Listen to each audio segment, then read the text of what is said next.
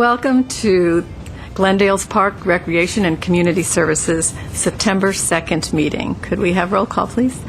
Commissioners Bennett? Here. Khan? Here. Rottfogel? Here. Sharkey? Here. Ward? Here. The agenda for the September 2nd, 2009 meeting was posted on the bulletin board outside City Hall and on the City of Glendale's website on Thursday, August 27th, 2009 at 1 p.m. Item 2, Commission Staff Comments. Okay, anybody? I do. Oh, great. Mr. Khan? One of the things that I do besides the Parks Commission is I'm on the board of directors of Path Achieve Glendale. And Path Achieve Glendale is people assisting the homeless. It's the city's homeless service provider. Last year, for instance, we served over 1,500 men, women, and children as part of our services and through our functions. Just real quickly, as you can imagine, demand for our services has been exponentially increased because of the economy.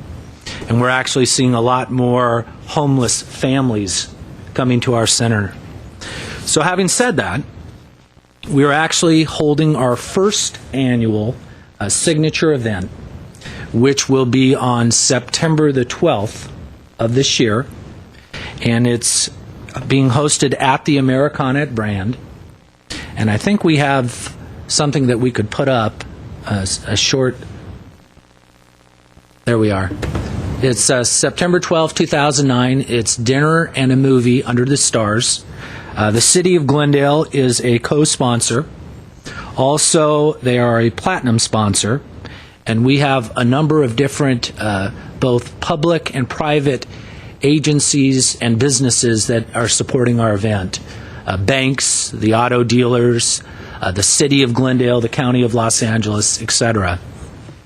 If you can go to the next slide, please. What will take place is on September 12th, which is a Saturday, we have, starting at 5 p.m., a private reception, and that's featuring the Elixir Piano Trio. That will take place where the condominiums are at the Americana at Brand in their community facilities room, which is kind of a neat place. It has a pool area. It has a whole number of amenities. From that, we will have a dinner on the green, and Katsuya, the restaurant, is providing the food for us. At that time, we will also have a drawing for Pacific BMW, who is very, very active, and Nick Lamb in particular has supported this organization financially for many, many years. They have donated a 128i BMW Coupe. So there will be a drawing as well. And then to cap it off, there will be a movie that's shown, which is Forrest Gump. So that will be our evening. We've been very successful in selling the tables. We started off having 20 tables, which is 10 people to a table, and we increased it to 25 tables. We're now at 30 tables. So we've done very, very well with selling the tables. We still need to encourage people to buy, if they care to, individual tickets, and also tickets for the drawing for the BMW. So anyway, I wanted to make sure we have a note of that. If you go to the next slide, this just shows you members from our board of directors. And then if you go to the last slide. Oh, that's it. The last thing I'll add is just for those folks that are watching, if there is interest in participating and coming to this event or purchasing tickets or donating, I will give you a phone number. It is area code 818-409-3336, or you can go to event@AchieveGlendale, which is all one word, .org. So we hope that, I know that a number of city people will be there, a number of different city departments have purchased tables, and we hope to have a fun and exciting event. Thanks. Great, thanks. Commissioner, any comments? No. I've tutored there for a couple of years. Have you really? At the Path Achieve, yeah. Okay. It's a very, very cool organization. They do a great job. Great. Yeah. Just two. One, I know it would be nice to give you an update on the fires and what's been happening at Duke Majan Park. And Brittany serves on the EOC for the Parks Department. So I'll ask Brittany to give you an update of what we did as a department and what may be going on at this point in future actions. So, and then I need to speak to you about another Rachmaninoff contest issue and help from the commission on that. Brittany? President Sharkey and members of the commission. So today at approximately noon, the Emergency Operations Center, as we refer to it as the EOC, we love our acronyms, was deactivated, and the evacuation was lifted for residents so they could return home. With that, we are now in a process of taking a look at assessing, what, if any, damage is out there, and where we go from here.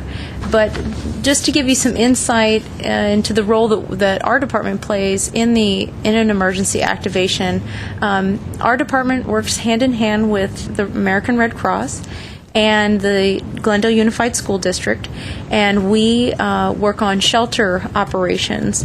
So on Saturday, the Civic Auditorium was activated as an evacuation center so that folks, if they were in an evacuation area, whether voluntary or mandatory, could go to the Civic if they had no other place to go. Just to, get updates on the fire and how things are going. And also the Civic served as an animal shelter with the assistance of the Pasadena Humane Society. In turn, the county also activated at that time the Crescenta Valley High School as an overnight shelter. So basically, our department works hand in hand with those other two agencies. We deem which facilities are available for use, what the amenities of those facilities are, and how to use those facilities based upon the duration of what the projected activation time will be. In this particular case, they knew right away that it was going to be more than just an afternoon's worth of needing to ask residents to get out of their homes. So that's why CV High School was activated. And oftentimes they will activate the high schools as the overnight shelter because they do have shower facilities and also full cafeteria facilities as well.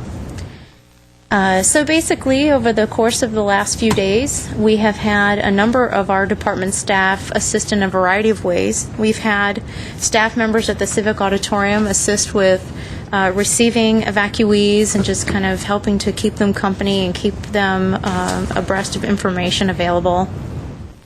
We've had our members of our maintenance section assist with helping to retrieve vehicles or just park closures, making sure that people aren't wandering off into areas that they aren't supposed to. Oftentimes the fire and the flames, everybody wants to see what's going on, so everyone wants to get the best look, and we did have a number of folks that were trying to get up into Duke-Majan Park and get a close look at everything going on, but it's important that people realize they need to get out of those areas. And then also our naturalists got our critters out of the house up there so that they were safe as well. And Onig Bulanikian is kind of my partner in crime down in the EOC. He and I work alternating shifts, and that way if the fire department or police department, anyone needs us to handle something relative to our parks or the shelters, then we deploy staff accordingly.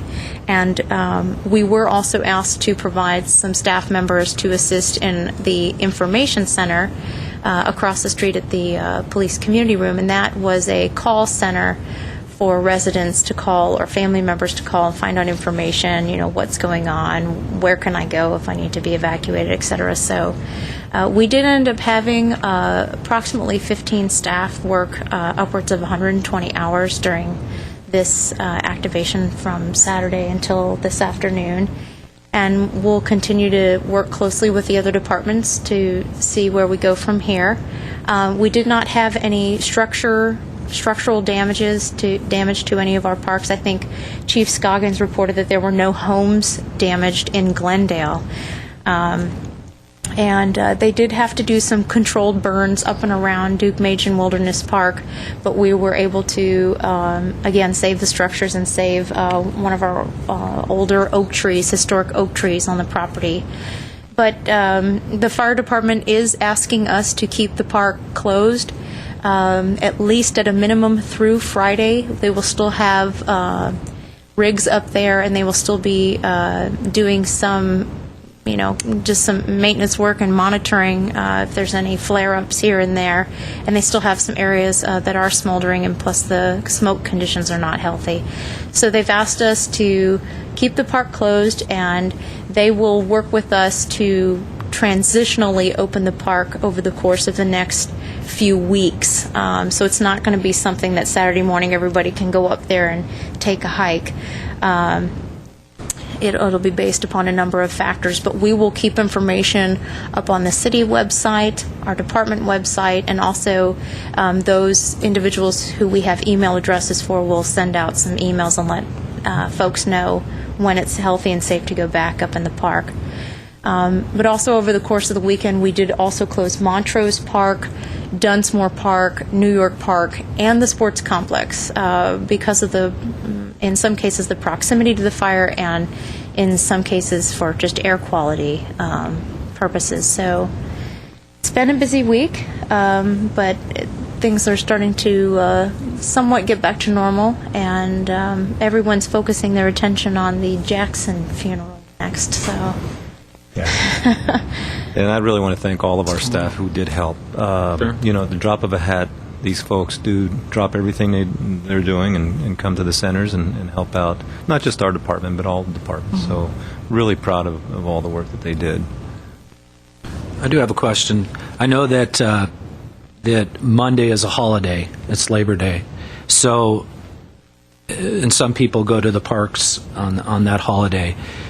Is it, you named, like, I think you named Dunsmore, the sports complex, and Montrose. Will those parks be open Monday, and it's just maybe Duke-Majan that's not? Correct. In fact, they're anticipating that we may even be able to open those other parks as early as tomorrow. For those other parks, they're just worried about air quality conditions. But they've told us to just check in with them and check on the air quality website and just make sure that the conditions are okay. But Duke-Majan is the one that will be closed down for an extended period of time, and the others should be back up by tomorrow morning. Okay.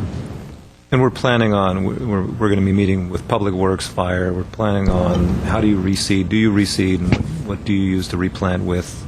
So we'll be looking at all that. And I'll probably be calling you, Commissioner Ward, because I know Griffith Park 2 years ago. and whether or not that was successful and what they used.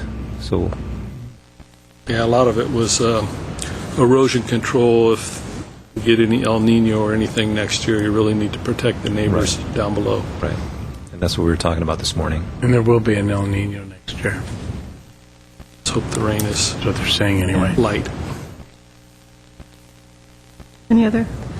Oh, Just real quick, since we're talking about the fires and the fire department, I thought it was a good segue to mention that the Glendale Fire Department and the Glendale Sunrise Rotary Club, yes, that's it, is sponsoring the fire department awards luncheon at the Hilton on October 7th. I'm sure there will be a presentation about the fires that we just had and a lot of comments about that. But all the commissioners, you have invitations, and if anyone has any questions, they can call 818-550-5616. And it's a great program, and our Rotary Club started it about 3 or 4 years ago. So I hope you can attend. okay, George had. Just that there is an annual Rachmaninoff contest. The last one that I've heard of was at Santa Barbara this past year. The one prior to that was in Pasadena. They want to see if they can come here. And Councilman Draymond has asked us to pull together a committee to look at the feasibility of bringing that competition here. It's a piano competition, international piano competition. Wow. And what he'd like is 2 members from this commission, 2 members from the Arts Commission, and some staff to work together on this committee. So I'll ask Scott if we have to actually agendize this for you to appoint 2 people. and maybe we'll put it on the next agenda if there's not a real rush to it. I know that Councilman Draymond wants us to do it fairly quickly, but I think we just have to follow protocol in terms of appointing commission members to this. When would it take place? Well, typically it's in June. The last two I've looked at, 08 and 09, were in June. Again, 08 was in Pasadena, 09 was in Santa Barbara. But we're not sure what they're asking for, so we'll look into what their request is and whether or not we make it will be a recommendation to the City Council, or GRA, I think, the redevelopment agency, who may or may not want to underwrite some of this. So we'll put this on the next agenda for you. Okay. Okay. All right. Iris, what's next, please? Item 3, introductions and presentations at 3A, One Book, One Glendale. You already have your book. Very cool. Commission President Sharkey, Teresa, and I are here to greet the commissioners today to talk about One Book, One Glendale. And we're here to talk about a kind of recreation, which is recreational reading. And I'm dropping everything here. And I'm going to actually hand it to you so I don't drop it. I have a few things and some Shanghai Girls buttons for the commissioners.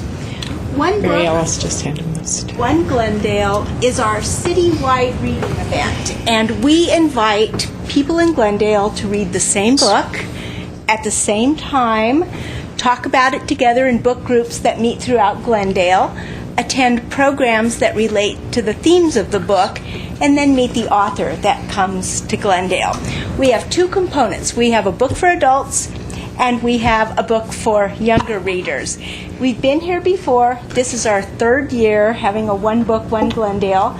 Last year we had almost 4,000 people participate, and I think that's pretty spectacular. And the whole purpose of One Book, One Glendale is to not only celebrate the joy of reading and the importance of literacy, but it's also to bring people together. We talk about diversity, we talk about divisiveness, and by having people read the same book at the same time and talk about it together, we're bringing people together. And we are absolutely thrilled this year because our adult book is Shanghai Girls by Lisa C. And some of you may know Lisa C. She wrote On Gold Mountain, which was an autobiography of her Chinese-American family. The Autry Museum did a whole show just based on her book. She also wrote Snowflower and the Secret Fan, which in Library Land is one of our biggest books. And we went out on a limb because choosing a book that we think all of Glendale will read is a little bit of art, a little bit of science, it's lots of wringing of hands, gnashing of teeth, rolling of eyes, thinking, what are people going to like? So we chose this book before it was even published. And lo and behold, New York Times, LA Times, all the bestseller lists said this was a great book to choose. So it's been on all the bestseller lists. Publications, it's diverse as People Magazine and the New York Times chose it as one of their best books this summer. So Glendale really has a great book. We haven't had to sell this book. It's flown off the shelves at the library. And it is the story of Pearl and May, two sisters in Shanghai in 1937. And through a series of misfortunes, these two very privileged young women are married off to men they don't know and certainly don't want to marry. And at the same time, Japan is invading China. And they get out of China. They come to San Francisco. I don't know if you've ever heard of Angel Island. It's in San Francisco. It's a little bit of Ellis Island and a little bit of a prison. They learn what it's like to live lives that aren't lives of privilege. And for the first time in their lives, they're discriminated against. They eventually come to Los Angeles. They live in Chinatown. They have to work for the first time. They have to support themselves. And the book ends in 1957 with a bit of a cliffhanger.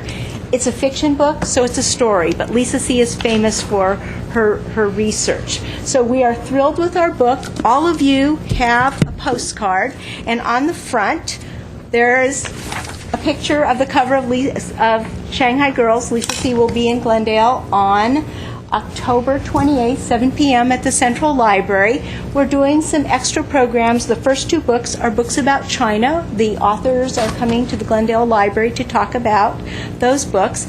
And on the back, there are a list of our book groups. We have book groups not only at the library, but also at Coffee Bean and Tea Leaf and Whole Foods. So we hope people will read Shanghai Girls. We hope people will come to our events. And, and we hope people will have a conversation together about one book. Thank you so much. Okay, well, the children's book, we're equally as lucky. I like the title. This is written by local author Amy Goldman-Koss. She lives right here in Glendale, and it's a very timely story. It's a school story where the social studies teacher discovers that one of her students has been bullied by the popular girls. So she decides that this is a perfect teaching tool, and they'll have a mock trial and try these girls. And somebody's appointed judge, somebody's court reporter, we've got a defense attorney, a jury, a prosecuting attorney, and the story's told from several different points of view. It has tons of things for parents and children to share together. And we will be doing a reading group October 28th, parent-child one at the Central Library. The author will be here November 19th, and we're having a self-esteem defense workshop at the library on the 14th for all ages. What is the age of this book? Excuse me. It's about 5th through 8th grade. Okay, thank We you. will be placing class sets of these. We choose about 4 or 5 schools to receive them as a gift from the library, on the hope that the teacher will encourage them to come and meet the author, because children very seldom get to meet an author, and these authors are always very accessible, and they're available to sign, whether it's the bookmark or the book, and talk to the kids, and we always build in a lengthy Q&A session so they can ask them anything they want. Sounds But wonderful. This book is a real cliffhanger, too, Good. and it doesn't end like you think it's going to. So, Okay, well, thank you. Thank for you. stopping by and Thank you. telling Thank us you very about much it. for having us. Bye-bye. What's next, please? Item 3B, Adult Recreation Center. And I'll turn us over to Dave Ahern, who's the Capital Projects Administrator. Thank you. Commission Chair, Sharkey, members of the Commission, I'm going to give you a brief presentation by the project manager, Haga Kasabian. Exciting work's been done out at the ARC so far. We're making great progress, and Hagap has a PowerPoint that illustrates that progress. And as you know, our contractor is Hopkins Construction, Gary Hopkins, local contractor. So we're happy to have a local firm constructing this important facility for us. We began this construction back in April with the clearing of the site, and that PowerPoint presentation's coming up here in a second. But the progress on it has gone well, and we have a good project management team out there. Hagap is the lead. Assisting him is Shahan and Shantoro. So it's a good team, and I'll let Hagap tell you about the project. Good afternoon, President Sharkey, Commission members. Well, I'll be brief, and I'll just go through. I've got about 15 or 16 slides. I'm going to keep showing this slide just because it's what we started with a few months ago. This is what we had back on April 26th. And up until last presentation, which was, I believe, middle of last, maybe July, end of July possibly, I can't quite remember, we had the curves poured. Since that date, we've gone ahead and placed the slab for the main building, and this is a view looking southeast. And after that, the structural steel went in, and once the slab was poured, the construction project has moved pretty quickly, just because it's a lot easier to start going vertical once you have all the infrastructure kind of placed and put in. We had the structural steel, then the glue line beams, which were on site. Those were placed as well on the structural beams. The framing started the last day of July, and I would say first week in August. and you'll see as I progress through the pictures how much they've gone ahead and done. Center of the picture and the background, you kind of see the archway, and that's basically our entrance. Right behind that, the concrete structure is the central library there. Here's a few more shots of the framing. We have the truss joists that have gone in, and the roof sheathing has been put in. We've got we have quite a few retaining walls around the site, and here's a shot of right above where you see the curb. Right above that is the basically kitchen area, and we're going to have walkways. This is one of the retaining walls and a ramp that's going to be leading down to the parking area and the trash enclosure, which is on the top left-hand corner.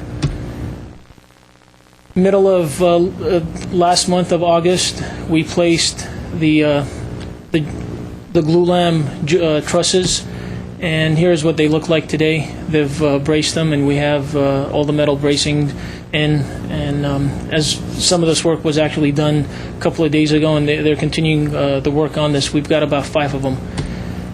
Here's a shot of the rotunda area, and where the gentleman is with the yellow construction hat is the entrance, and where you see all the ducts, the silver tubes that are sitting there, that's actually the lobby, the reception area. And this is going to be a pretty high ceiling, about 28 feet high, looking up onto the rotunda with clear story windows, bringing a lot of light into the facility. Here's a shot of the entry archway and the facade of the building, the main entrance of the building. And we'll have better shots once we have this fence pulled away. We can have nicer shots looking straight into the building. It's a little difficult right now with a lot of the lumber and some of the construction material being stored right up against the fence there. We have a picture of the stage and the dining hall. The framing and setting up the rebar to actually pour the stage. Just last week, we went ahead and poured the concrete stage, and that's going to get obviously a finish on top of it. It's not going to be bare concrete as you see it in that picture. The southwest trellis, we have 2 trellises on this project. This is the larger trellis, which is on the southwest part of the project. We've got another one on the northeast corner of the project. Again, the trellis has been placed in. All the columns that you see there will be covered with stone veneer and some stucco as well, and you'll only see the top portion of the trellis and about 2 or 3 feet of the vertical column piece just on top.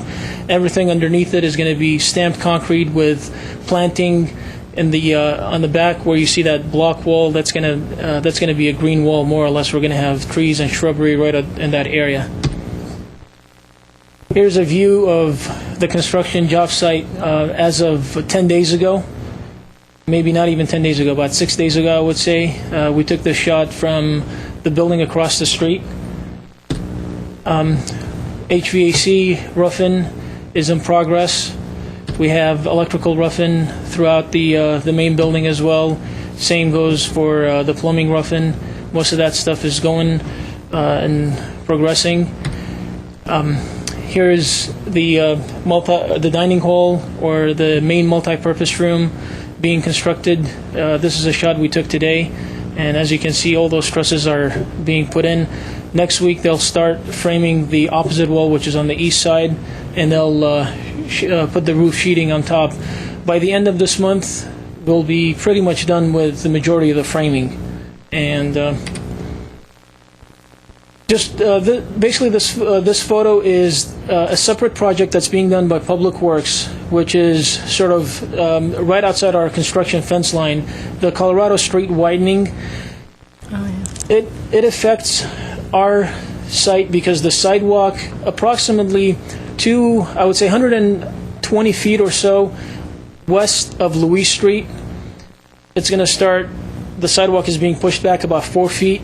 And it goes all the way back to the alley right before the Masonic Temple to about 12 feet. So if you can picture the sidewalk being widened right in that area, 4 feet, and going all the way back, which is another 200 plus or minus feet.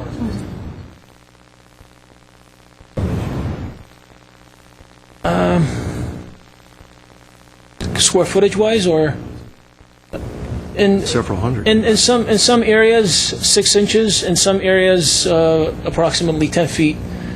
And I would say the 10 feet is limited to maybe 100 lineal feet area, and that's about it. So the majority of the area, the green area that we lost, is actually, they're not going to have. It's going to be curb and gutter leading directly into a sidewalk, and then the park frontage is going to start.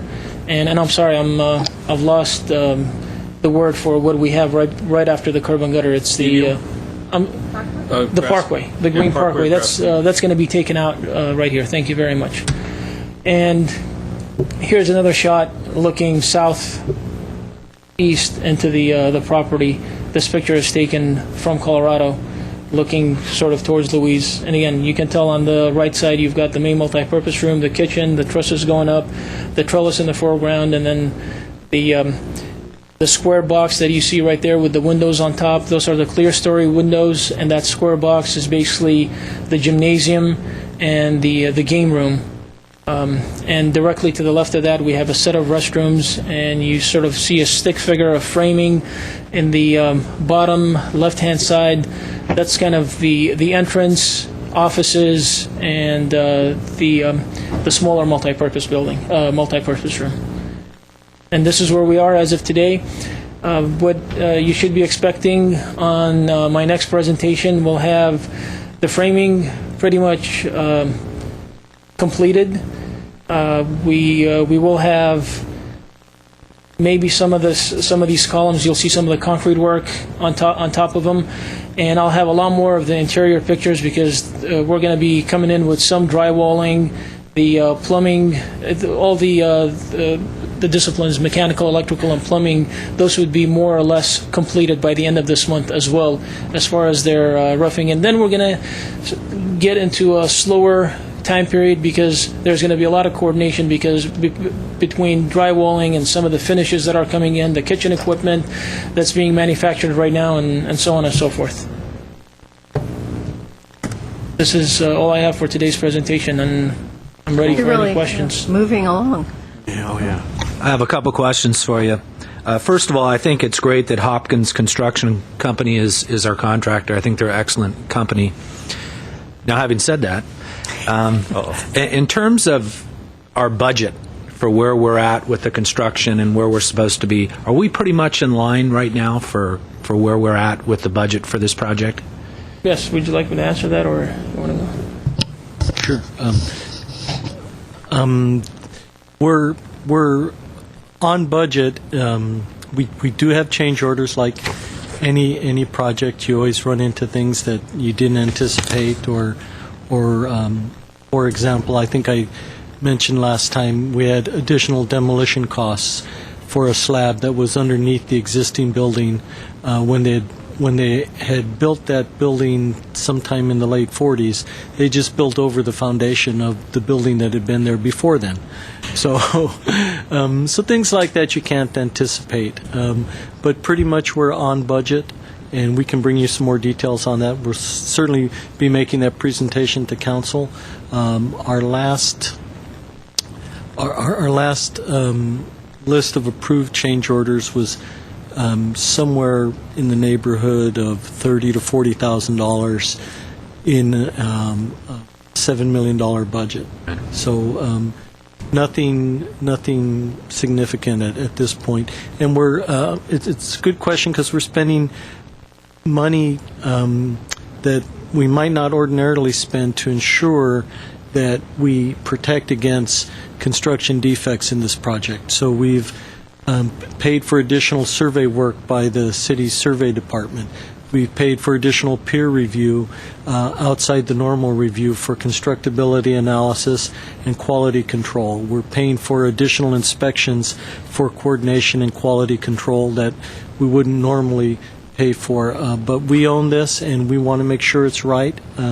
We had the survey crews come out and shoot the sewer lines to make sure they flow in the right direction. Things like that the contractor's responsible for, but we're the owner, and Sure. Before we place that large concrete slab, we want to make sure everything that we bury is buried in the right place.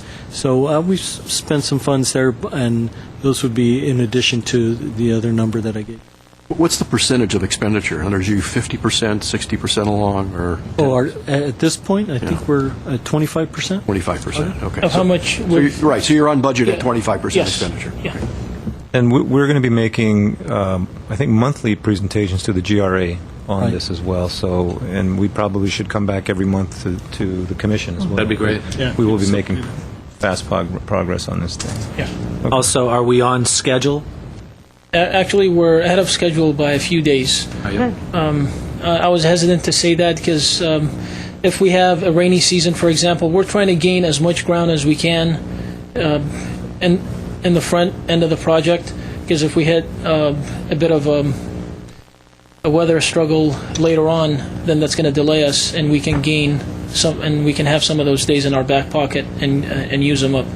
But the goal is to have everything, as far as the building roofed, have the sheeting, everything in prior to October, just in anticipation of some of the rainy season coming in. And I'm really glad we are using local firm Hopkins. I think they're doing an outstanding job, and you know, they have a vested interest in the community as well. Sure. So it's not like some of the other projects we've had where we're having problems with some contractors. This has been working out well. Great. Thank you. Okay.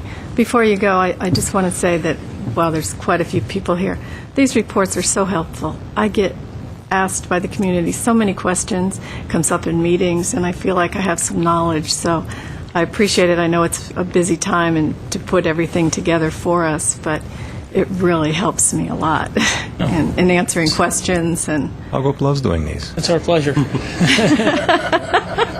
We have plenty it's of my photos. pleasure to answer. We have plenty of photos that we can share. Oh, okay. What's going to be neat is we're taking time-lapse shots. Yeah. So at the end of it, it'll be really neat when we see this whole fixed thing point, build up. yeah. Well, one of the questions I would ask you if I was out in the community is, what is a glue lamb truss? Put that back up. Laminate. Let me write that down. So. It's a bunch of boards all Put that stacked back up together on the to make a screen. beam. Lamb is laminate. Right. Oh, okay. It's boards and laminate is glue together with Okay. Yeah. All right. Got it. And Well, that's what I think. What do I know? You're going to get that's a what, picture that's of what it it now. is. It's not a single beam. That's a good question. The other one, that's a good one. Okay. Can you see the horizontal lines? Those are basically separate pieces that's What's been. the technical reason for using that rather than steel, as long as we're talking about it? It's a little cheaper if you go with a glue lam beam to get the same span, and it's got different structural characteristics compared to a typical solid wood truss, for example. We did save a little bit of money going with the glue lam, but with the glue lam, sizes will get a little deeper, a little wider, but it's going to be cheaper than using a typical Douglas fir truss, for example, in this case. And a lot of people like using glue lam beams just because you get the finish of it. It gives you this. I don't know if it's authentic, but for lack of words, it is more of an authentic look. You get the grains of the wood, and you get these horizontal lines in there. If you stain it, it gives you a. So, Hogop, this will be Nice look. seen from the interior. is This what would you're be saying. seen So from the interior. aesthetically, it's more pleasing. Yeah. Oh, okay. Yeah. Okay. So I'll be able to Yes. know what it is. This is the main multi-purpose room, so basically you'll be sitting, whoever is sitting underneath, they'll be See able that. to see the structure and all these structural lamp truss. members. Yes. You can now explain it. Yeah. Okay, thank you. Actually, it's better than steel. Yeah. All right. The whole thing as a unit is the truss. You've got the beam and you have the arches, but the whole as one is a truss with the cross members and everything. And it's pleasing to the eye, too. So. Okay, thank you, Hogop. Item 3C, Glendale Heritage Garden. Back to Dave Ahern again. And Lila. Commissioner Sharkey, members of the commission, will have Lila Batar, project manager, on Glendale Heritage Garden, formerly known as Cedar Mini Park, give you the presentation on this. And Lila and George Baltera have been our team out on this, and a challenging project, but really jewel of a project. So Lila will give you the update. Good afternoon, President Sharkey, Commissioners, Lila Batar. We haven't given you any presentation on the progress of the construction. We issued the notice to proceed to the contractor on May 18. The next day, larger crew was on the site. They started demoing the site. So they cleared up the whole site in about 4 days. They set up the site. It looked beautiful around the bungalow. Here is our makeshift meeting room that they set up for us that moves around with the sun and the site activities. Then they started digging up the site again and trenching for utilities, and it looked a mess. We fenced the whole site, of course, and then we created a separate fencing for the entrance to the bungalow. Because our youth program is operating while the construction is ongoing. So we have a separate entrance for them. Here's some of the site utilities. We put the irrigation lines, we put purple pipes versus white because we are planning for reclaimed water in the future. We don't have any reclaimed water close by at the present time, but we set up the whole system for reclaimed water. And we also set up the system to do some underground electrical in the future. Right now it's overhead, the drop-in for the electrical, but we planned for the future as well. We had a bit of excess soil on the site. We had about 60 cubic yard of excessive soil we had, and we worked between the contractor and our staff. It was a soil that generated from that orchard that was there for almost 80 years. So it was wonderful soil, and our staff took that soil and they're using it in the parks. That was a win-win situation. This is to remind you of the layout of the park. The garden now, officially a garden. And this is an aerial of the construction site. This is the sand play area. The trellis is here, and this is the play structure. And here you see they dug up the play structure area, and they were forming the sand play.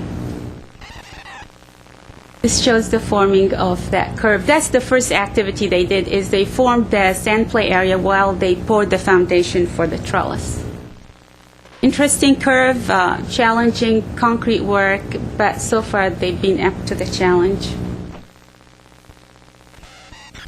And then they started putting up the trellis. Here is the boss from the contractor on the job, and we were challenging him about the leveling of the columns. So he was proving that everything is plumb. And this is the putting up the different elements of the trellis. This is the pergola area, which is all concrete columns, about 12 feet high columns. In this one, this is all architectural concrete, which is a special type of concrete. In the columns, they used special forms. They're masonite forms that, so you can get a nice architectural finish. This picture was taken on Tuesday, and they started setting up. They put in the sub slab, and they started laying out the paving for the trellis. And the paving is actually the concrete that was on site that was collected, and now we're using it to pave that trellis. Here's their forming, again, very challenging curvatures on the concrete work. And they spent about a week and a half forming this area. This is for the play area.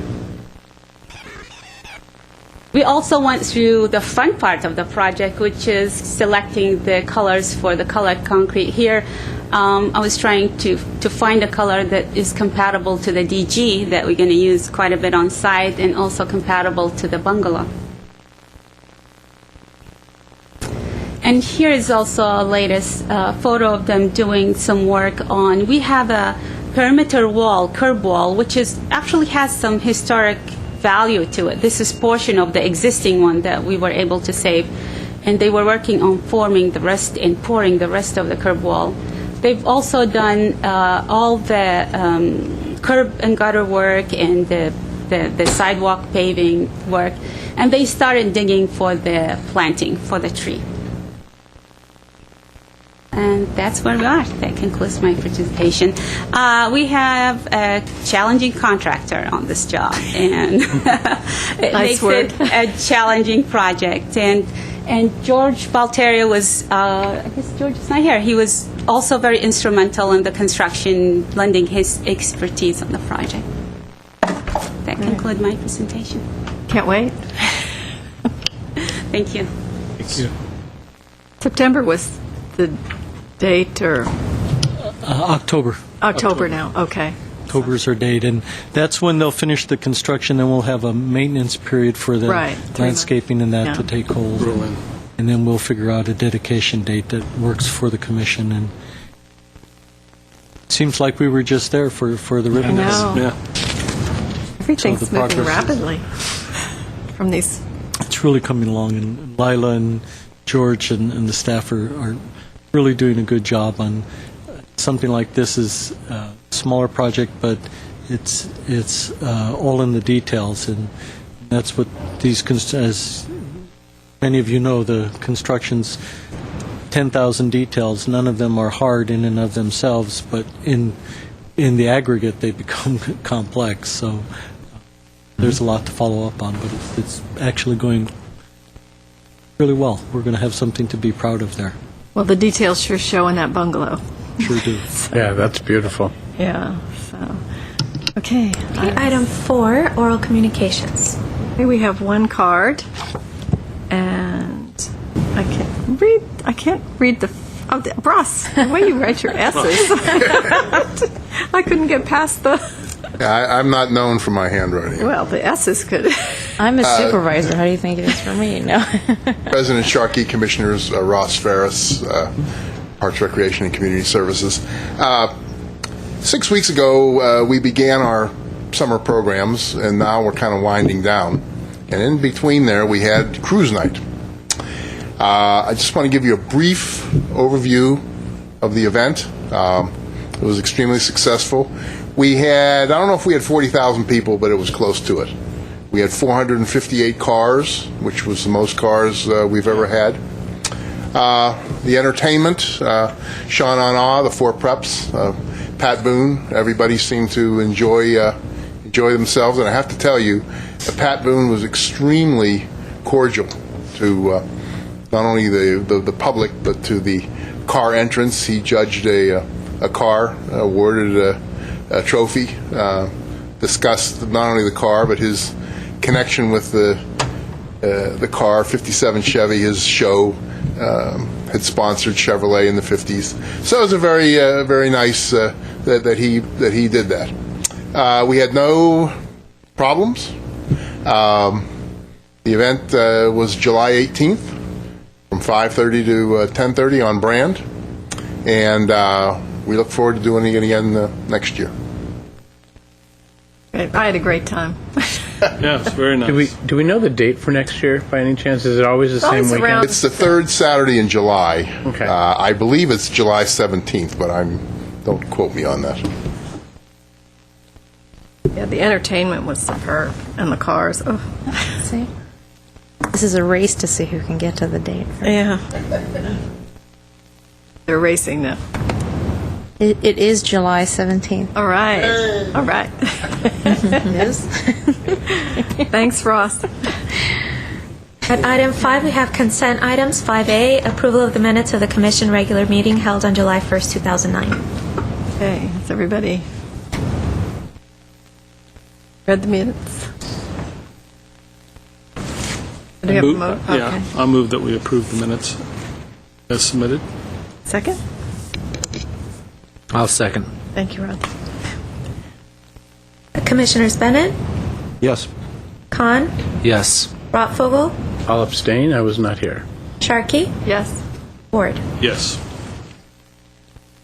Item 6, business agenda. 6A, reports for information only. 6A1, Brand Cemetery Project.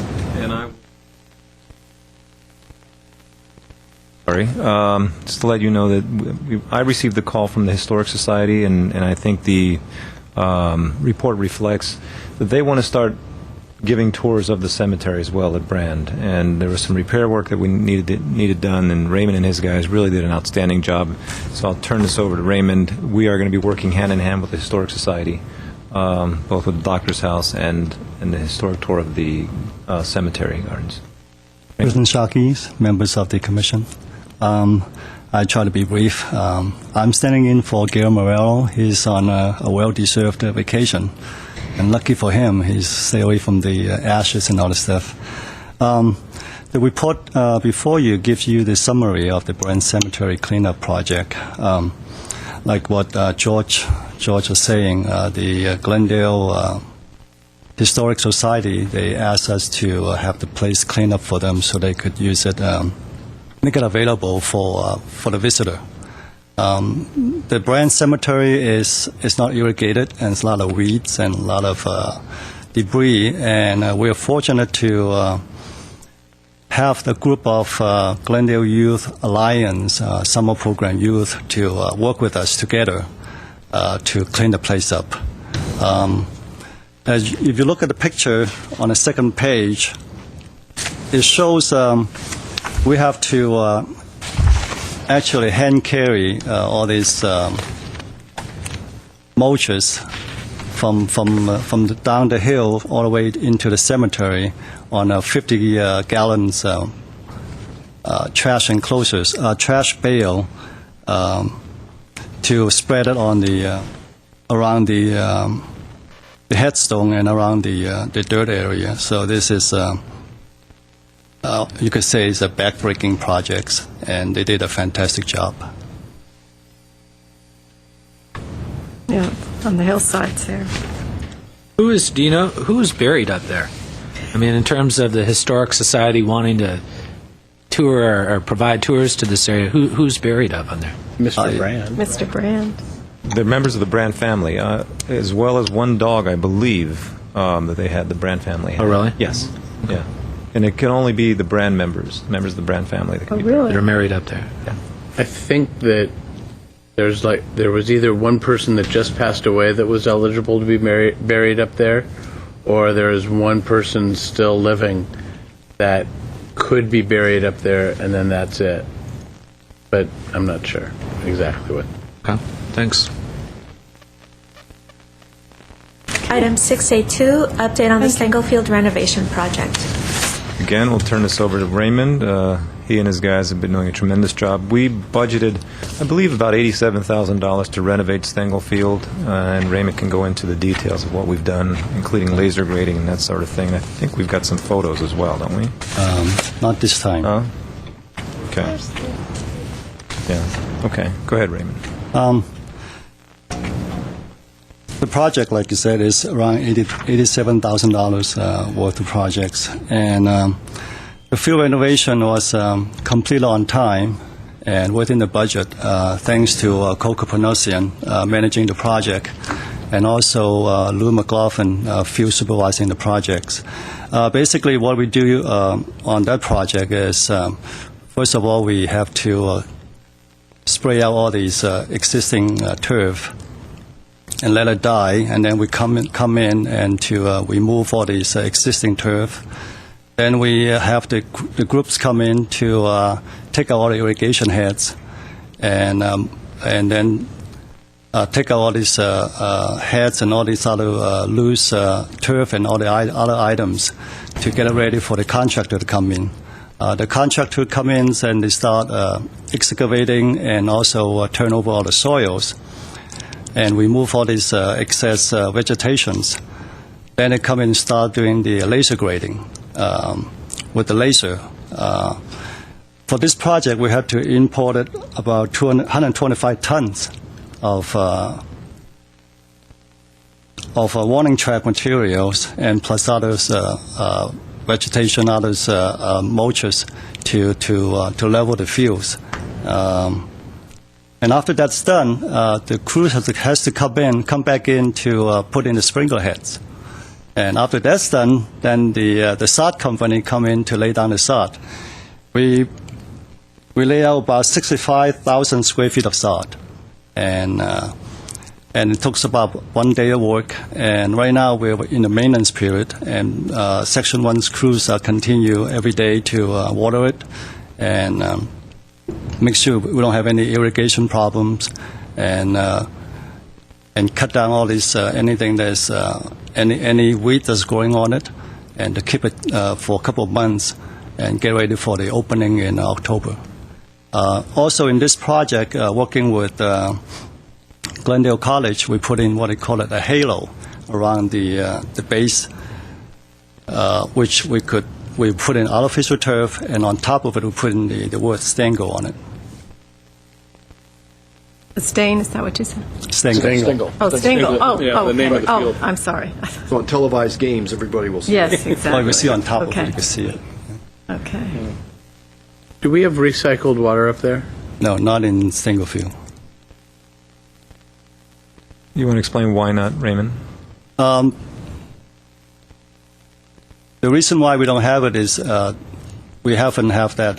We have recycled water going up from Verdugo, but it makes a turn on Verdugo, and instead of going through La Cañada Boulevard. So maybe in the future, GWP will be working on that. Thank you. Believe it or not, I had a question on Stengel Field, so when I was saying about the reports are helpful, so. What kind of grass? What was the sod? Was it some sort of fescue? I mean, was it? How do you decide what goes in there based on use, based on water? Probably Coco has more detail on that. Yes, thank you. Good afternoon, President Sharkey, members of the Commission. We decided to go with the hybrid Bermuda. It's the most durable turf for a sporting field. So it was a very nice turf that Pacific Sod provided. And just a minor correction, we ended up with 92,000 square feet of sod at the end of the day. It took them about 2 full days to lay it down. They also did right in front of the dugouts, between the 2 dugouts, we had turf there, and it looks absolutely amazing.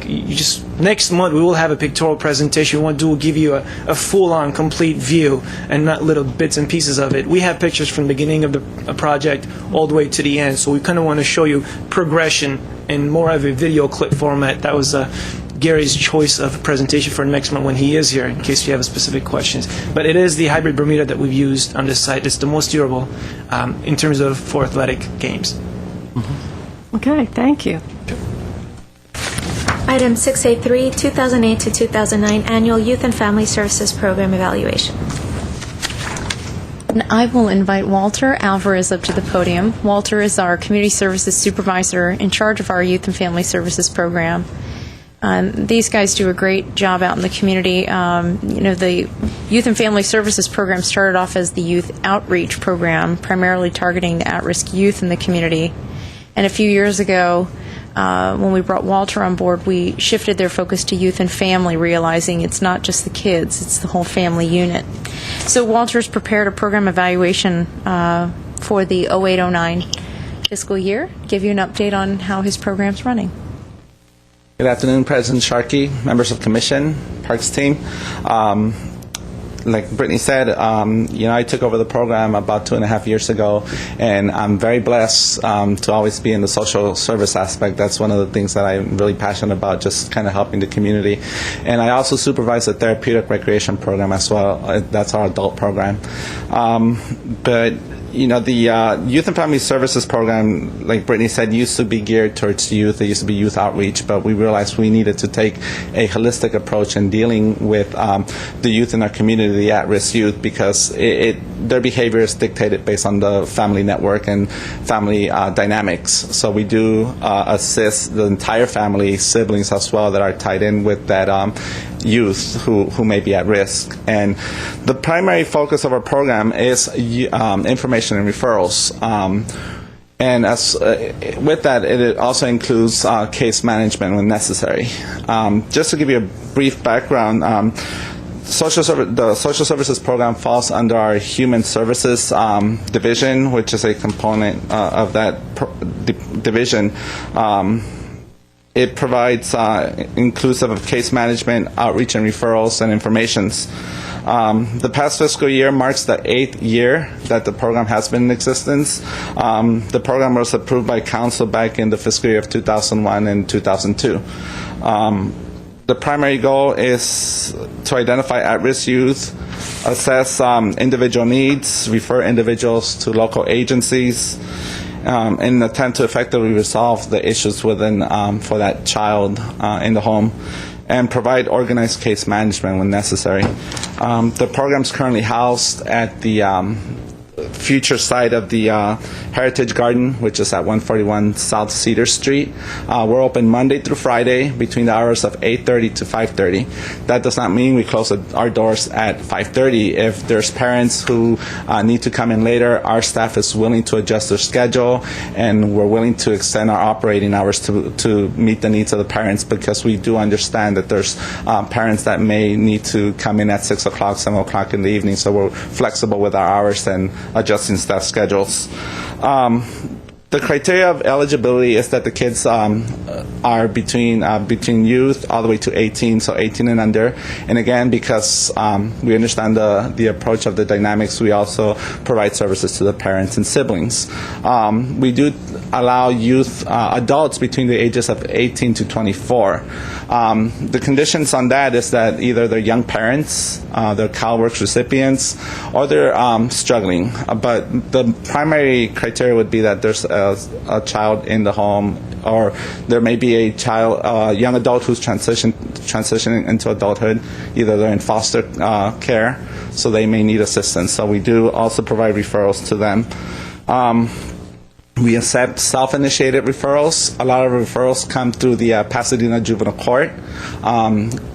Also, the Glendale-based probation officers, they do refer to our program. We work collaboratively with them to try to link these kids to services. A lot of times, the probation officers say they may not have the resources or know the agencies in the community to be able to link these kids directly and provide that direct linkage. So our staff does work collaboratively with a lot of the social service provider agencies, including Path Achieve for people who need homeless services. Sometimes they'll come through our office. People recognize our program. A lot of times they don't know where to go. They will turn to the city and they call our services and say, we need certain services for our family. So we'll go ahead and make that referral. Our services are free of cost. There's no charge. Again, we are funded partially funded through CDBG, so there is that CDBG requirement that they do have to fill out a form for us, and that's basically, we go off that and then provide the income verification as well. Usually that consists of some of the families who need ongoing case management. Sometimes there's just a need for a one-time referral, so we don't really request all those documents. They just come in for one-time service and they get linked to a service. Again, partially funded through the general fund and CDBG. CDBG pays for hourly specialists actually for 10 hours a week. So that person assists us with the case management and administrative of the funding accounting process. Some of our achievements we were able to accomplish this year is we contacted 141 unduplicated youth and families. Of those 141, we generated 411 referrals. Of those 411, 290 of those were utilized, meaning that they help the family meet their needs or the services that we're looking for. So we were able to successfully link them to a service. So that is a high success rate. It's about 71%. So our staff does make those efforts. They don't just give them a number and say, be on your way. There's that direct linkage. And case management, we provided 43 youth with case management. Again, those kids who are targeted for case management are youth who are involved with juvenile probation. And of those 43, we successfully completed, we assisted 12 of those, 28%, to comply with their court order probation and successfully complete their case plan that was outlined for them. In effort to meet those goals, the staff does outreach, community outreach, meaning we go door to door. Staff will go door to door and just introduce themselves to the community. Especially now with this project going on, people are looking and trying to know what's going on there, what construction's going on. Like they said, we're housed within that construction fence, so people are curious. They think it's someone's backyard that they're building a huge backyard. So we do go out to door and let people know who we are.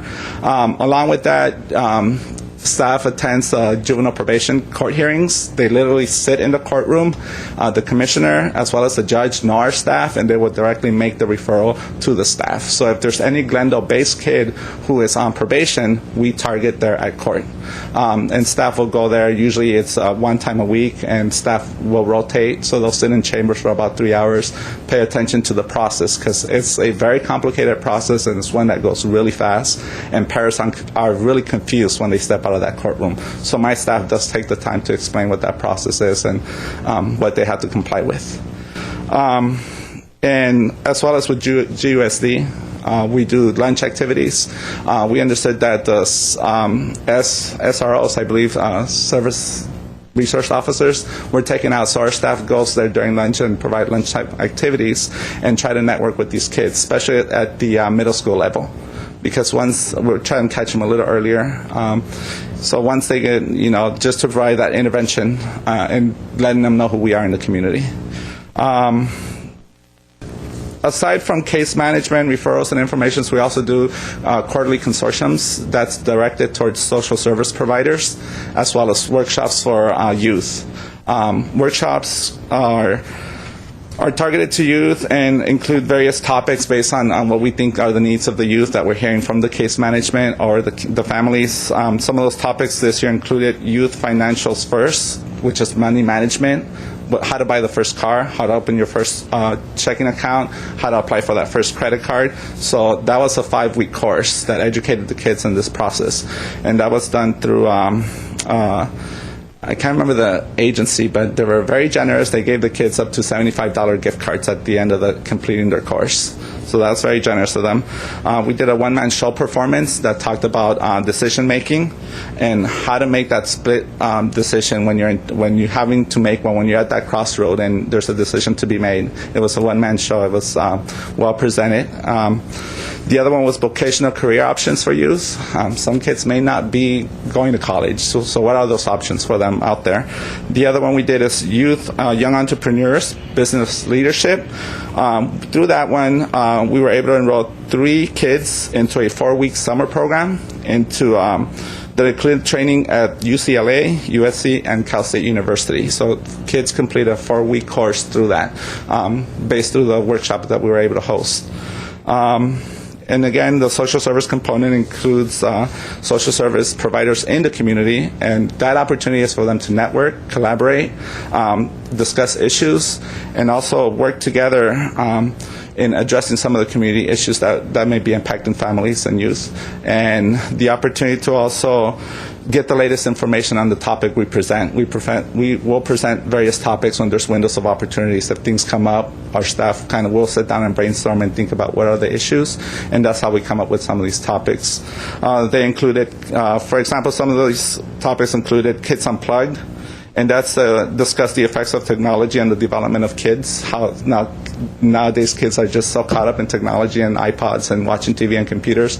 The social skills are just kind of deteriorating, and that communication skills breaking between parents and youth. So we presented that one. Sensible solutions for struggling families, just some financial literacy for parents, and what are the resources out there to address this at this time. The Glendale smoking ordinance was something that we also invited Steve Cozy to come out and give him a platform to inform the social service agencies, the nonprofit agencies, about what that ordinance in compliance with it, and mandated reporting as well was the final one. That was to the Department of Children and Family Services. And again, the goal was, because of the struggling economy, this ailing economy, we think that those numbers may start spiking. So it was, again, just to make these agencies be more vigilant about certain behaviors that impact the kids in their homes. 45 representatives usually attend these consortiums, and they represent 22 different agencies on the average. And that's GUSD, most of the nonprofits in the community. And again, we just invite as many agencies as can, and LA County Probation, DCFS are on that group as well. We are a vital asset to the community. I think, especially in this economy, someone mentioned it earlier. I think we see Commissioner Khan mentioned that with the ailing economy, we're going to see social issues coming, and there's going to be a need for our services being tapped into and trying to link services, trying to link people to more services.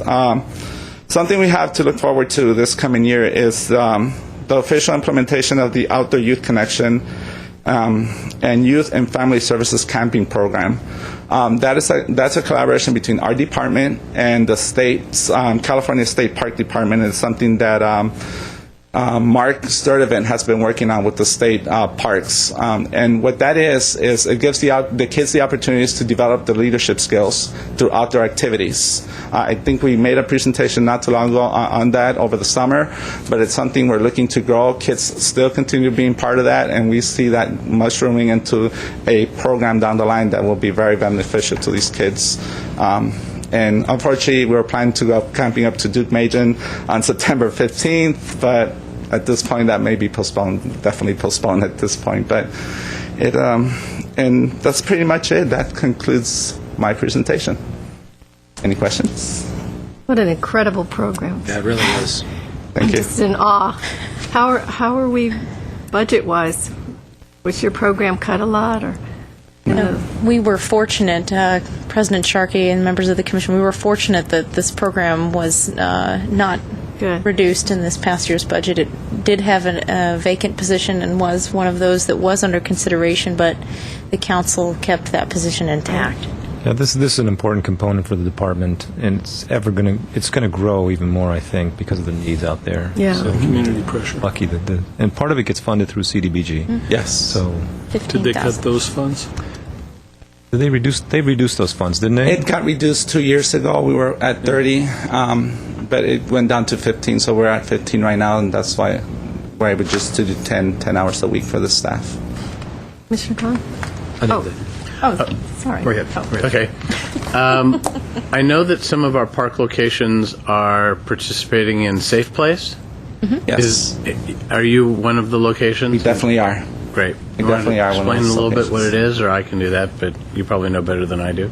Yes, it's Marilyn Gunnell is the founder of Safe Place, and we are one of those sites. And the primary goal of being one of those sites is to be able to accept people when youth are in trouble or at risk of any issues, and they could always go to one of those locations and inquire services or obtain services, and even if the location is set up for shelter, they may be able to get shelter. If not, then we could contact the Salvation Army, who I believe is the lead staff on that program, and we could always contact them for services. And we have had a situation where a kid did come into our program, and we were able to contact the police department, and because they are a safe place location, there's requirements that they're able to provide transportation, so they were able to take this kid home because he was being chased by some bullies in the community, so he went into our house. So it does work. It does work. Yeah, I'm glad to hear that. That's just one of the cases. I mean, if a child is being abused at home, Right. if they're being chased, as in this case, in the beginning we had many young girls that came to us for pregnancy testing. It's a really great project, and I'm glad you're involved in it. Yes. Thank you. I just had a couple of general information Sure. questions that'll help me. You deal with nonprofit agencies only, so you're sort of like a middle person, and you send them then to nonprofits, or do you send them to lots of other different places? Lots of other points as well. It's not just the nonprofits. And I kind of just say the nonprofits because a lot of times they are able to provide the low-cost services to the community. So a lot of our clients who come in are looking for either low-cost, reduced costs, or sliding scale costs for services. So if they need Right. family systems consulting, a clinical psychologist, you have some names of people here. Correct. Or agencies who are for-profit as well that we refer to. The programs that you mentioned, at least from my perspective, sound more like well-functioning or maybe even high-functioning young kids. My experience has been most of the problem kids have drug issues, and I didn't hear you mention anything about that, like drug programs did I just miss that, or do our kids not participate in that, or what? It's based on the individual needs of the clients. We do get those kids definitely who are probation-based, who a lot of them have charges of drug possession or drug issues, addictions at sometimes, and we do link them to services. And a lot of it is based whether they're ordered by the court at times. They could have anger management issues, so we'll refer them to anger management. And those are definitely the kids we do intensive case management for. And again, it's on a case-by-case basis. Sometimes there's a kid who is in a well-stable home, but then there's kids who are more needy, and those are the kids we definitely refer for services. And you actually do case management? Is it more of like a project management job, or is it actually providing some sort of social help or psychological help? It's a case plan. So if the youth comes in and we speak to him, we do an individual assessment based on an information questionnaire they complete. So we're able to just speak to the parents as well, and the parents will have individual meetings. First, we'll meet with the parents and discuss the child's behavior, needs, and then we'll meet with the child and see what that child says about his needs and what he feels are services he wants. Once that's the initial intake meeting is completed, we develop a case plan. The case managers, not myself, the case managers will develop a case plan based on the needs. Parents may say, my child has anger issues, and so we kind of sit with the child and address those things and say, this is the case plan outlined for you. You will complete anger management. These are this is the term, this is the date, this is the agency that will help you do that, and so we'll make that contact and try to enroll them into that service. And that's successful compliance. When that kid completed about four, that's what we normally go with, 4 goals within that case plan. So they'll complete those services. And that's just based through encouragement, prompting, calling, and follow-ups. So with respect to intensive counseling or things like that, we don't really have that expertise. You're direct service, project management. In terms of information, referral kind of thing. Yeah. The middle ground, you did say that. That's who we are. You're correct, yeah. Thank you. Okay, thank you very much. Good job. Thank you. Item 6A4, monthly activity reports. 6A4A, park services. Turn us over to Raymond. Certainly, you have the report before you if you have any questions or if Raymond has anything that he wants to highlight.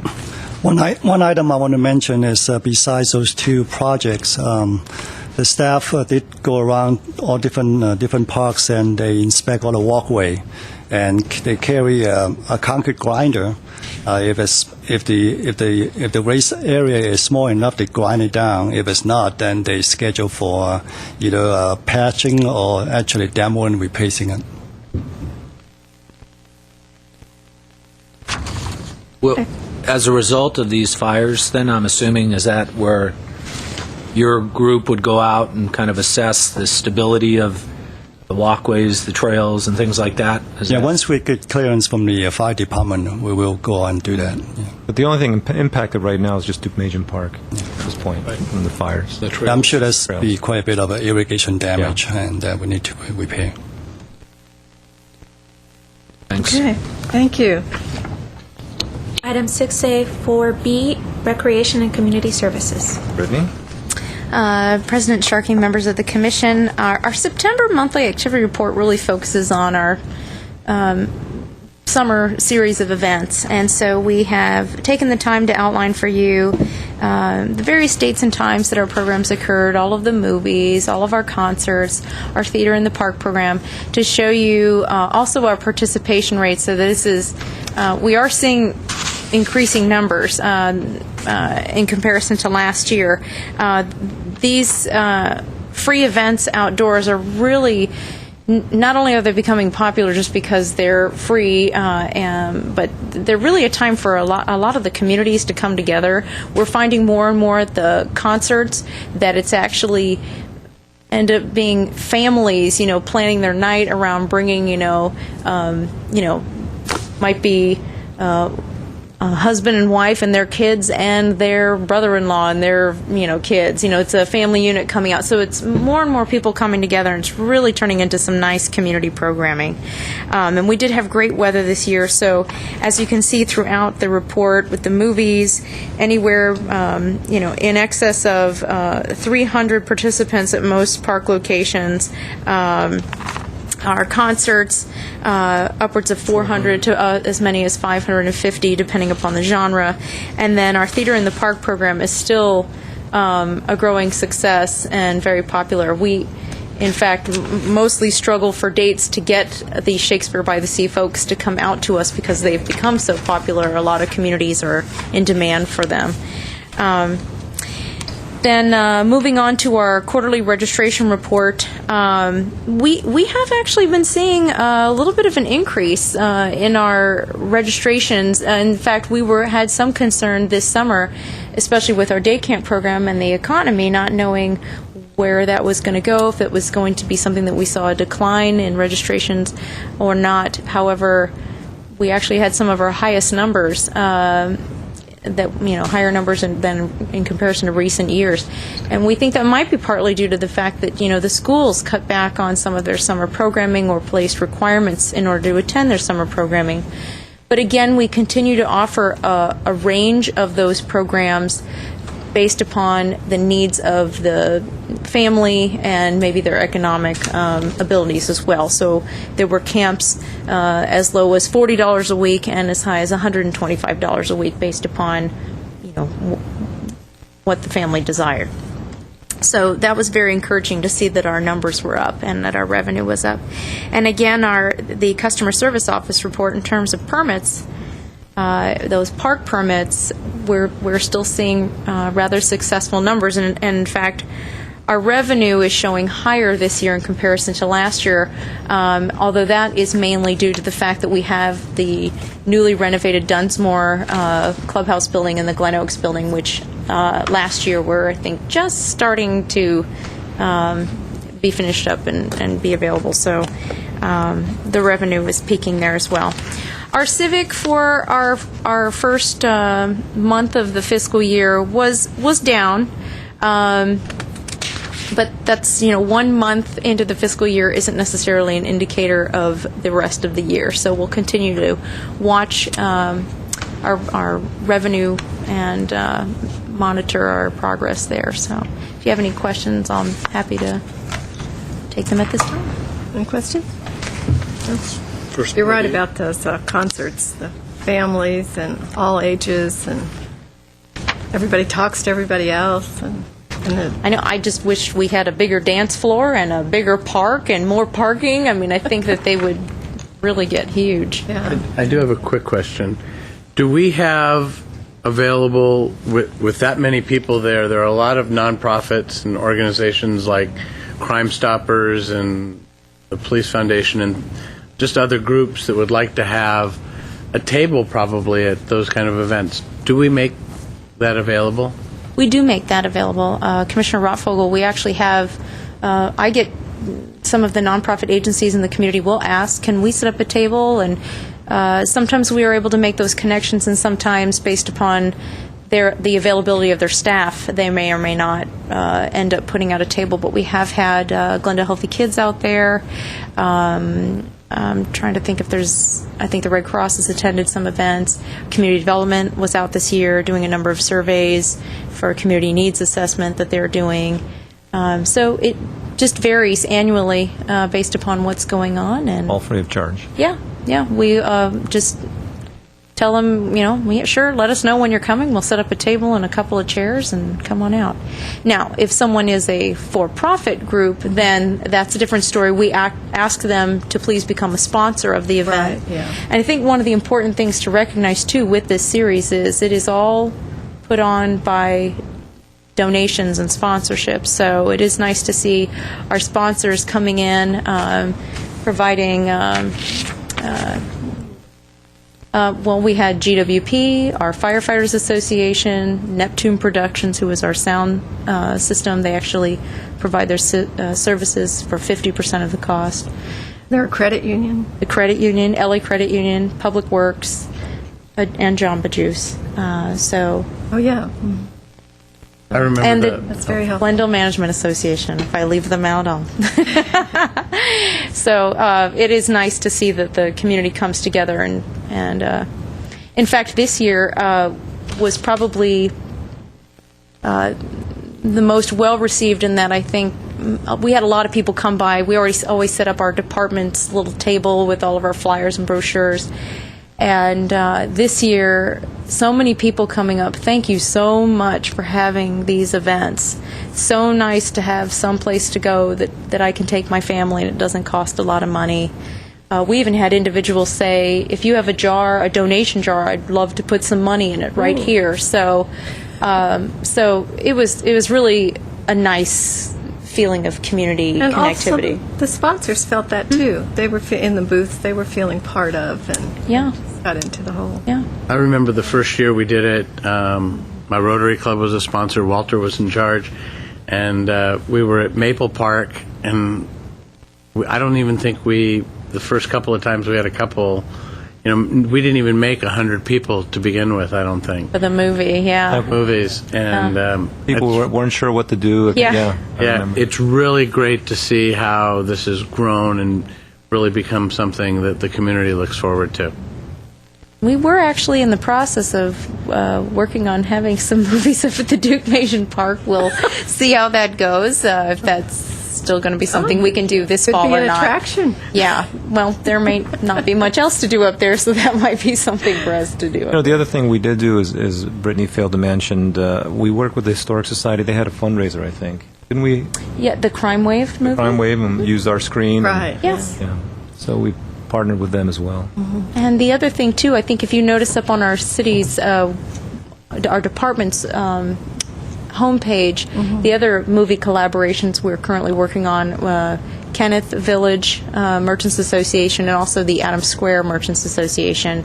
We work collaboratively with those two affiliations, business associations, to provide movies to the public and encourage folks to patronize those areas in the city. So we got some nice partnerships and collaborations going on out there. Good. And hopefully more because of the economy. Okay. The last monthly activity report at 6A4C CIP projects. Mr. Ahern? President Sharkey, members of the Commission, I'll roll through this pretty quickly, although I can spend more time on projects that you have questions on. In terms of construction, you've already heard about the Adult Recreation Center and Glendale Heritage Park. We're also wrapping up the remodel on the skate park. So we held off on starting that project until the end of summer when school was back in and the recreation programs had completed. So that renovation work will be done next week. The other project that's going to be under construction is the demolition of structures at Griffith Manor Park in preparation for the remodel of Griffith Manor Park. So we actually pulled our demolition permit today. We have the contractor on contract with Public Works, so we'll be issuing a change order to their contract and starting demolition of structures out there. That'll be the existing shade structure, community building, and restroom.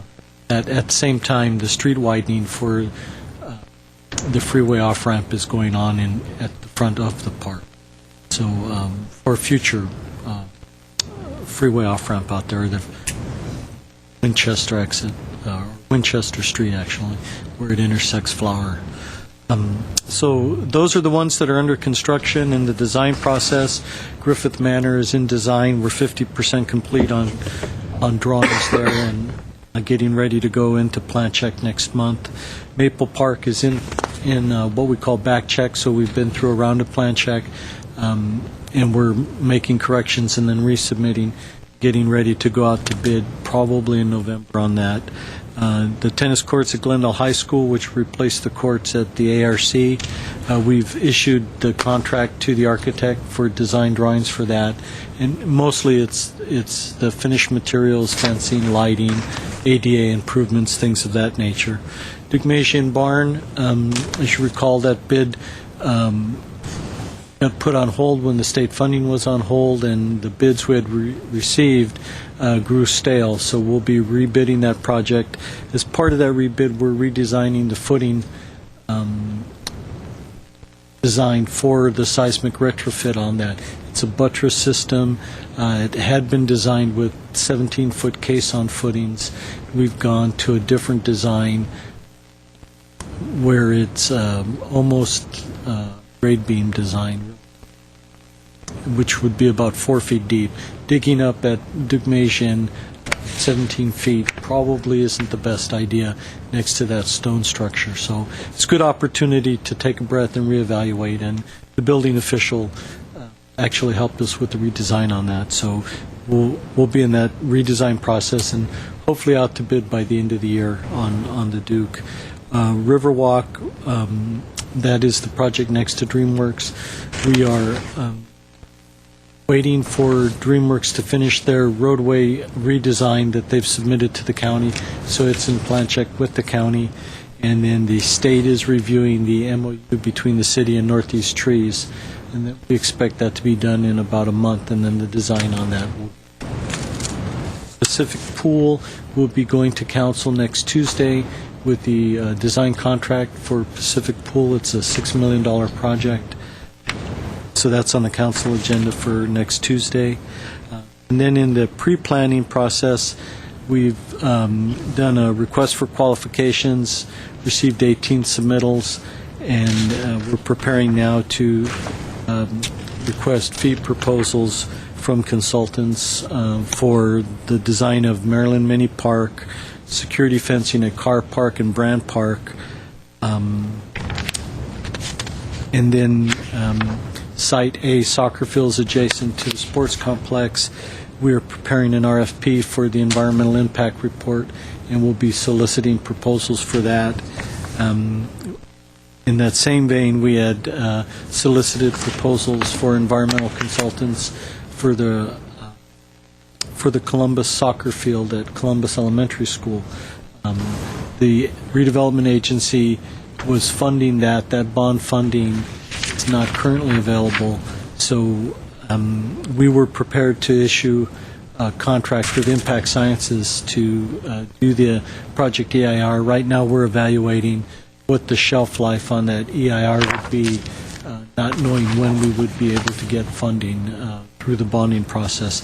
If we, hopefully we can get a reasonable shelf life, or by shelf life I mean how long the EIR would be valid if we weren't to start construction for a year or two on the project. And then the last piece is a campground planning grant we received from Santa Monica Mountains Conservancy for $50,000. That's a feasibility study, and we're kicking off that. We'll be doing that internally. Jeff Weinstein will be taking the lead on that planning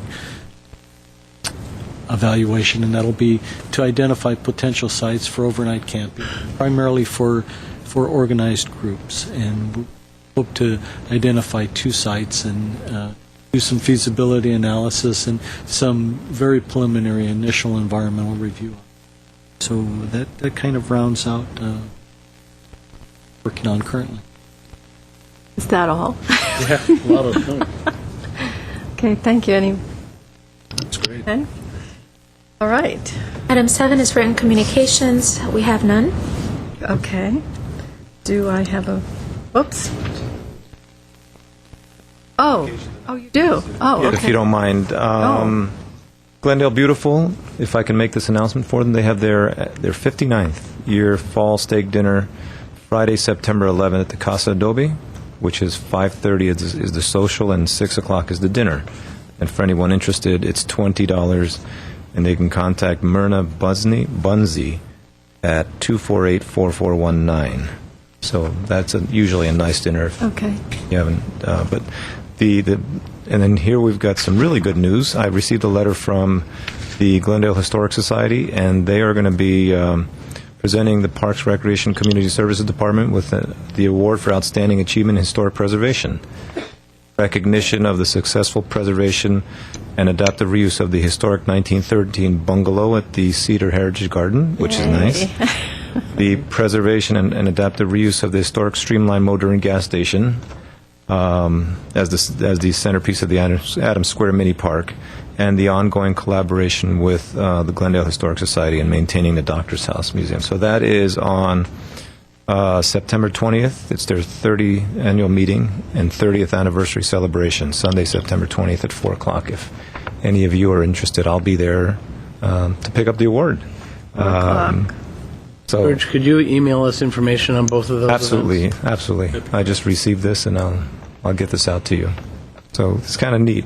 We enjoy working with them, and I'm really glad we did preserve the gas station and the 1913 bungalow, and we'll continue to do that whenever we get a Great. chance. Yeah. Sure. Okay, congratulations to Parks and Rec. I think we all, even Yeah. the commission deserves Yeah. kudos on that. Yeah. Okay. So, do I have a motion to adjourn? We meet again October 7th. 7th. Okay. Okay. Moved. All right. I'll second. Okay. Oh, We're adjourned. we're adjourned.